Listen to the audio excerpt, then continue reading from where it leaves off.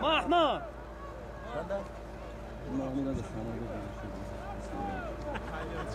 کانت ابزا خورزومه داشتی که محمد اسب کیه؟ اعلان بیرق بالا را بگوشی اسب محمد رحیم ده سیاد بیرقی بالا ایمینیم چوانداز شبت با آدمی خوب قیمت بگندن نشی در صحبت در مرا کم کنه غیبت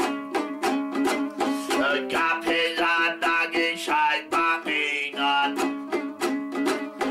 دیدارهای کندن در قیومت حقی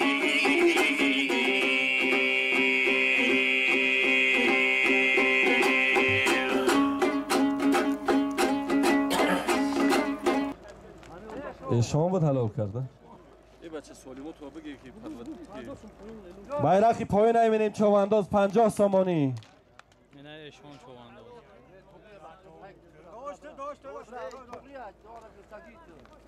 آزی ایشان چوانداز اسبی کیه ایشان؟ اسب یکی میراج از یازغن به دست نام داره اسب؟ سیحچل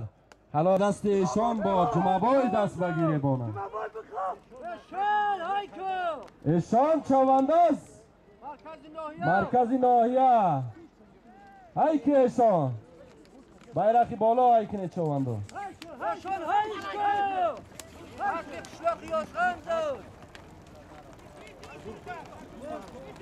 اکا شرفگان خشرو نگاه کنه مثلا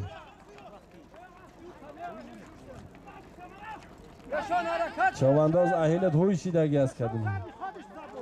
جنای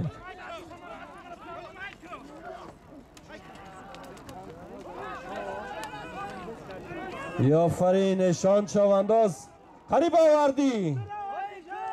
آزادش کن نشان پرتاش حلالت باد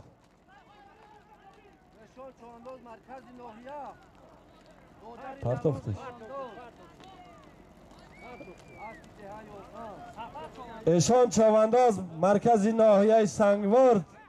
دهه سری دشت با سیحچل از یازغن بیرقی بالا با اسبی اکای میراج نامی اسب سیحچل یازغن بده